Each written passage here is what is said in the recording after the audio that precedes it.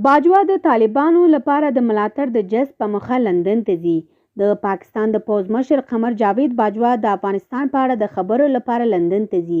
د پرنټ هندي ورځپاڼې لیکلي د پاکستان صدراعظم عمران خان او د پوځ مشر چې امریکا ورته ډیره نږدې ده غواړي د برټانیې له لارې طالبان ته ملاتړ جلب کړي. ورځپاڼه وایي برټانیه چې د پاکستان د بهرني سیاست په جوړولو کې مهم رول لرلو له 1980 کال څخه راپدې خو دارال امریکا خپل کړی و او اوس چې برټانیه له اروپایي ټولنې څخه له وتلو وروسته غواړي بیرته دغه ستراتیژیکي سیمې ته راوګرځي باجوه ورته تر ټولو غوره انتخاب دی.